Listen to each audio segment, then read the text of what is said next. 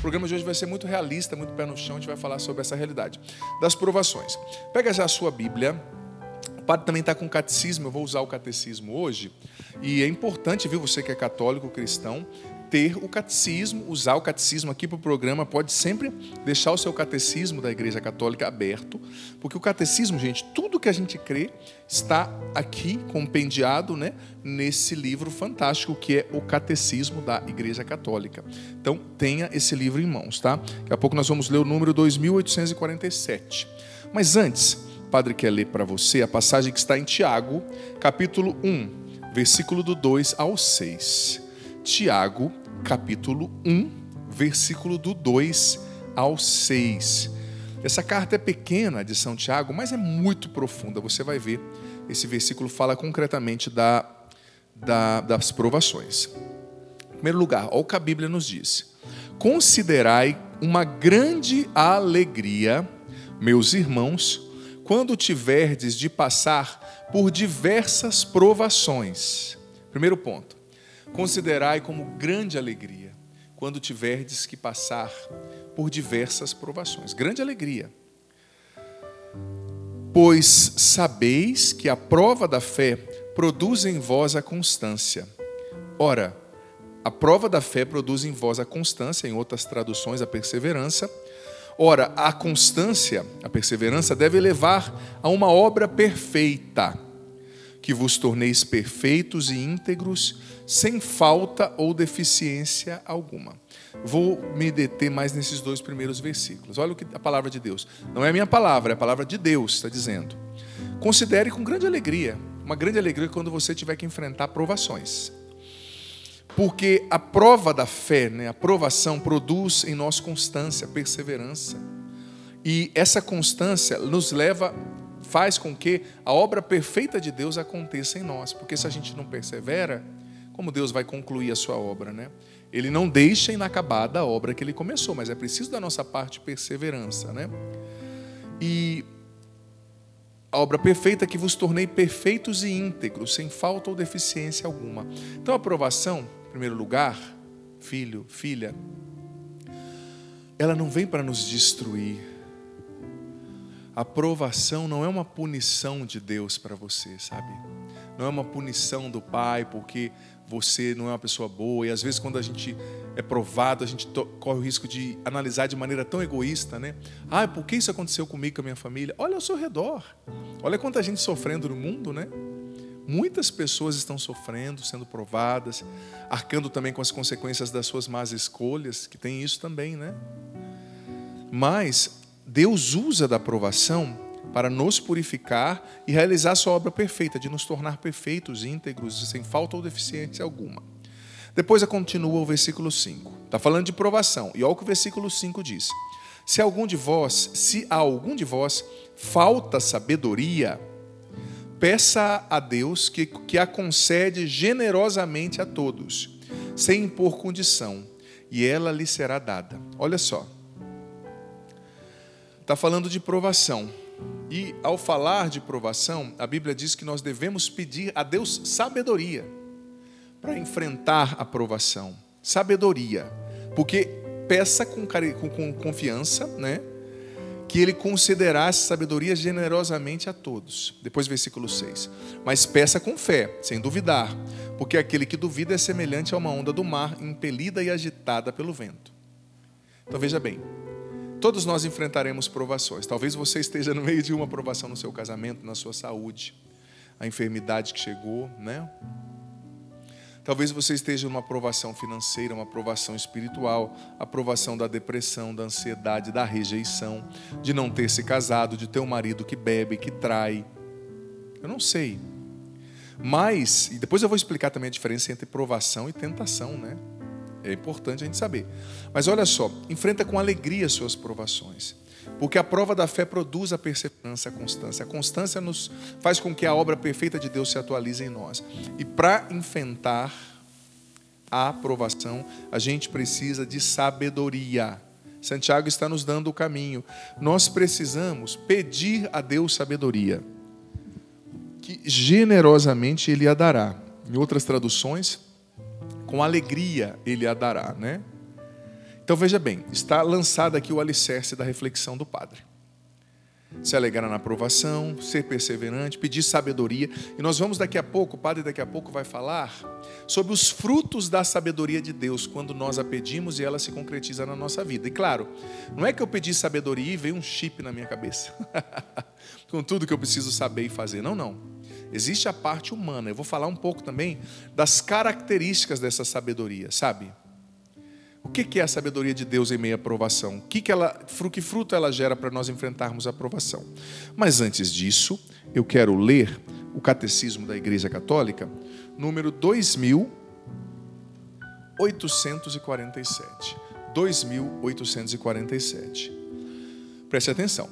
O Espírito Santo nos faz discernir entre a provação necessária ao crescimento do homem interior, em vista de uma virtude comprovada, e a tentação que leva ao pecado e à morte. O Catecismo está falando isso, citando aqui, trazendo duas citações bíblicas. Tiago 1,14, né, que diz que quem consente a tentação consentida leva ao pecado e à morte. E também Romanos 5, do 3 ao 5, dizendo, né, que a aprovação nos leva a uma virtude comprovada. Continuando. Devemos também discernir entre ser tentado e consentir na tentação. Por fim, o discernimento desmascara a mentira da tentação. Aparentemente, seu objeto é atraente para os olhos, desejável para obter conhecimento, como a serpente falou para Eva antes de Eva comer a maçã, né? Ao passo que, na realidade, o fruto da tentação é a morte. Depois eu vou ler uma outra parte aqui, que é uma citação de Orígenes, né, do teólogo Orígenes do século IV, no tratado De Oratione, falando ainda sobre a tentação, né, que no Catecismo está trazendo, ainda no número 2847. Mas veja bem, o Espírito Santo nos faz discernir entre a provação e a tentação. A provação é um sofrimento que Deus permite para nos purificar, para purificar a nossa fé. A provação é uma permissão de Deus. A tentação vem do diabo e vem da nossa natureza decaída. A tentação quer nos levar ao pecado mortal, quer nos levar a nos afastar de Deus, a fazer o que Deus odeia, né? O pecado. Deus odeia o pecado. Ele ama o pecador, mas Ele odeia o pecado. Posso dizer isso, é bíblico, né? É duro esse termo, mas é bíblico. Por isso que às vezes a gente prega com firmeza contra o pecado. Ai, você é preconceituoso. Não é preconceituoso. Nós estamos falando da palavra de Deus. Só que nós estamos num tempo em que juridicamente estão amarrando os profetas. Se você falar sobre a Bíblia, você está odiando, você... Não, a gente não está julgando as pessoas, a gente está falando da palavra de Deus. Quem quiser viver, vive. Quem não quiser, paciência. Mas a tentação leva ao pecado, e o pecado é mau e leva à morte, né? O salário do pecado é a morte. Romanos 6,13. Então é preciso discernir, né? A tentação vem do diabo e a aprovação vem de Deus. A tentação te leva ao pecado, te leva ao adultério, te leva à bebida, te leva à impureza, te leva a voltar aos pecados do passado, te leva à mentira. E o Catecismo ainda fala, é preciso discernir entre ser tentado e consentir. Porque não é porque você foi tentado que você está pecando. Se você não consentiu na tentação, né, você não pecou. E às vezes o inimigo é muito sedutor. Você vai e faz uma coisa que não devia. Vem aquela vozinha, você já pisou na bola mesmo, vai até o fim. Não, não. Se é uma tentação e você não fez aquilo que a tentação sugeriu, por mais que você considerou, não é pecado. E mesmo se você consentiu momentaneamente, não precisa meter o pé na jaca, né? Sempre dá tempo de voltar, busca a confissão, recomeça, né? Depois, olha só, vou trazer então esse texto de Orígenes do século IV. Deus não quer impor o bem, quer seres livres. A tentação, dizia Orígenes, tem uma utilidade. Olha, presta atenção. Ninguém, com exceção de Deus, sabe o que a nossa alma recebeu mesmo de Deus, nem nós mesmos. Mas a tentação o manifesta, para nos ensinar a nos conhecermos a nós mesmos, de modo a descobrirmos com nossos olhos a nossa miséria e nos obrigarmos a dar graças pelos bens que a tentação nos possibilitou reconhecer. Olha o que Orígenes disse no Tratado De Oratione, que está aqui ainda no número 2847 do Catecismo. Presta atenção. Orígenes está falando da utilidade da tentação. Existe uma utilidade, senão Deus... Da provação e da tentação, né? Ele está falando agora da tentação, né? Existe também uma utilidade. Por quê? Porque a tentação, dizia Orígenes, ela revela a nós mesmos a nossa miséria. Ela revela como sem a graça de Deus nós estaríamos perdidos. Ela revela, às vezes Deus usa, eu sou padre pregador, posso dizer, né? Deus te usa tanto para fazer uma coisa tão admirável, e logo depois daquilo você comete um pecado besta, sabe? Às vezes perde a paciência, fala o que não deve. Aí parece que Deus está te falando, olha, tá vendo? É eu que faço, você é essa miséria aí. Você sem a minha graça está perdido, né? Às vezes uma falta de atenção que você tem, uma resposta ríspida que você dá, que você parece que contradisse aquilo, mas não é. Às vezes é aquela tentação, né, que está te lembrando de quem você é, te lembrando da sua dependência de Deus. E te faz dar graças a Deus pelos bens recebidos, como disse Orígenes, né? Os bens recebidos dele, a tentação é como uma peneira que separa o joio e o trigo dentro de nós. E nos faz ser mais dependentes de Deus, menos orgulhosos. E também, Orígenes começou dizendo, né, ali a citação que o padre leu, que a tentação também revela os bens que Deus colocou, os dons que Deus colocou na nossa alma. Olha, o nosso melhor e o nosso pior vem no momento de tentação e de sofrimento. O seu pior, nossa, eu não sabia que eu tinha essa tendência, que eu era capaz de fazer isso. Mas também o seu melhor, o dom que Deus colocou, a fortaleza, a sabedoria, a humildade de pedir ajuda, de pedir perdão, de buscar confissão. Tudo vem à tona também, esses dons, quando a gente é peneirado pela tentação e pelas provações. Mas já trouxe o catecismo, a base está muito boa aqui, você entendeu? Agora eu quero continuar a reflexão sobre aquilo que São Tiago falou. Peça sabedoria para enfrentar a provação. Peça sabedoria.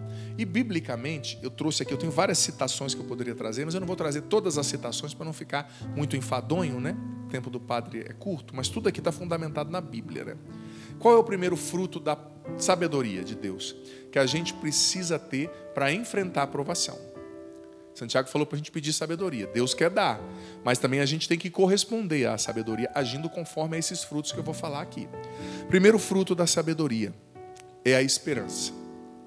Sim, porque a esperança te faz enfrentar a provação sem desespero, né? Sem desesperançar. Porque muitas vezes no sofrimento, na provação, na angústia, sabe? A nossa tendência é tirar os olhos de Deus, é desesperar, é se angustiar, é perder a esperança. Olha, talvez a sua provação é grande, o seu sofrimento é grande, eu respeito você, a sua dor que é sagrada, mas eu tenho ousadia de dizer, esse sofrimento não é maior do que Deus, esse problema não é maior do que Deus, tá? Não é. Não é maior que Deus. Então cultive a esperança, mesmo no meio do deserto, Deus continua sendo Deus. E é o deserto que prepara a bonança, é a tempestade que prepara a calmaria, né? Tenha fé. E você sabe que ainda o catecismo, eu não vou ler direto de lá, não, eu tenho a citação aqui, ele diz o seguinte, ó: a esperança é a âncora da alma, segura e firme. Também é uma arma que nos protege no combate pela salvação. Ela nos traz alegria, mesmo na provação. Olha o que o catecismo está dizendo, número 1820. A esperança, ele está citando várias citações bíblicas aqui, né? Quem conhece a Bíblia já sabe que eu trouxe algumas citações bíblicas aqui dentro desse número do catecismo, porque ele é todo fundamentado na Bíblia, né? No escrito dos santos, na tradição. A esperança nos dá alegria, mesmo na provação. Porque o diabo, ele é especialista em roubar a nossa paz. Ele quer que você perca a paz. Ele quer que você se inquiete, ele quer que você fique triste. Mas no meio dessa provação, Deus quer que você se alegre. Deus quer que você tenha esperança. Não é que você vai ser um bobo alegre, eu estou sofrendo e estou rindo. Não, não. Você se alegra não pela situação desastrosa do presente, mas porque você já antevê pela esperança e pela fé a obra maravilhosa que Deus já está fazendo, está preparando para você. Deus está preparando uma obra maravilhosa, então enfrente a provação como esperança, que é fruto da sabedoria que Santiago nos ensinou a pedir. Então se adeque também ao que você pede, né? O que adianta você pedir sabedoria se você não agir de acordo com os frutos da sabedoria? Adeque o seu comportamento, o seu caráter, as suas emoções ao que você pede. Enfrente a provação com esperança. E o que alimenta a esperança? A oração, a leitura da palavra de Deus, das promessas de Deus na Bíblia, né? Enfrente a provação com esperança. Porque olha, se você perde a esperança, você perde o alicerce, o fundamento para estar em pé. Padre, eu estou sofrendo muito, mas Deus é Deus. Ele pode tirar um bem maior de tudo isso. Ele pode te exaltar nessa situação difícil, sim. Ele é Deus, Ele é fiel. Primeiro fruto da sabedoria é a esperança. Enfrente a provação com esperança. O fundamento disso também, Romanos 12:12, Romanos 5:5, né? O segundo fruto da sabedoria que Deus quer nos dar, que Santiago nos ensina a pedir, a confiança. Quem tem a sabedoria de Deus enfrenta a provação com esperança, mas também com confiança em Deus.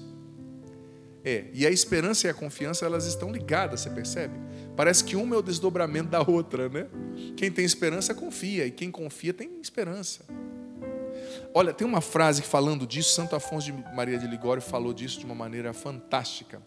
E olha que Santo Afonso falou: da confiança em Deus nasce nos santos aquela inalterável tranquilidade que os faz alegres e sossegados, até mesmo no meio das provações, até mesmo no meio das contrariedades. Repito o que Santo Afonso nos ensina, doutor da igreja: da confiança em Deus nasce nos santos aquela inalterável tranquilidade. Estão sofrendo, mas estão ali em paz porque confiam, que os faz alegres, sempre alegres e sossegados, até mesmo no meio das contrariedades, das provações. Olha que coisa linda. Não é que você não vai sofrer, não é que você não vai ter ansiedade, faz parte da vida, tem coisas que a gente nem controla na nossa mente, nos pensamentos vêm e vão, o estado alterado das emoções da mente, né? Mas olha, se a gente vai treinando o nosso coração para confiar, a gente vai tendo mais sossego, mais confiança para enfrentar as provações. Você sabe que eu gosto muito de ler os livros dos santos, e eu digo que todo cristão tem que ler os escritos dos santos, né? Eu vou começar a quaresma de São Miguel fazendo no meu canal todas as noites, às 21 horas, né? E eu vou falar falar também dos escritos dos santos, né, de alguma forma, vou tentar diluir. E eu gosto muito de ler, diluir no ensinamento, né? Eu gosto muito de ler, filho, filha, os ensinamentos de santos mais velhos. Claro, todo santo é santo, né? Santa Gema Galgani, que morreu em Rio Nova, é fantástica. Santa Teresinha do Menino Jesus. Mas eu gosto desses santos mais velhos e experimentados, como Santo Afonso. Santo Afonso, se eu não me engano, morreu com 90, 91 anos, uma coisa assim. Se eu não me engano, ele morreu idoso para a época, né? Ele morreu cego, dizem, e surdo, né? Mas a pessoa mais velha, que vai envelhecendo com sabedoria, né? Porque envelhecer sem oração, sem sabedoria, não é nada, não tem nada de bom. Mas a pessoa mais velha que envelhece com sabedoria, com oração, ela vai adquirindo, sabe, sobretudo o santo mais velho, uma confiança em Deus, sabe? Ela adquire essa tranquilidade inalterável. Em primeiro lugar, ela entende que nem tudo é perfeito, que a vida tem problemas. E ela entende que o problema de hoje não vai te matar. Que o não que recebeu, que a falta de dinheiro não vai matar a sua vida. Ela já passou por tanta coisa que ela já entendeu que sempre tem uma solução, sempre tem uma saída, né? Então a confiança em Deus é fruto dessa sabedoria. Nós precisamos enfrentar a sabedoria com confiança, pedindo a Deus, a aprovação com confiança, que é fruto da sabedoria, pedindo a Deus a sabedoria e vivendo o abandono. Outra frase sobre confiança. Santa Benedita da Cruz, Edith Stein, fantástica. Coloque todas as suas preocupações sobre o futuro com confiança nas mãos de Deus. E deixe-se guiar pelo Senhor como uma criança. Olha só que lindo. O tempo é curto, mas eu quero falar sobre o terceiro e último fruto da sabedoria que vem de Deus. E esse é fantástico. A paciência. Santo Agostinho dizia que não existe sabedoria onde não há paciência, e não há paciência onde não há sabedoria. A paciência é um desdobramento da sabedoria.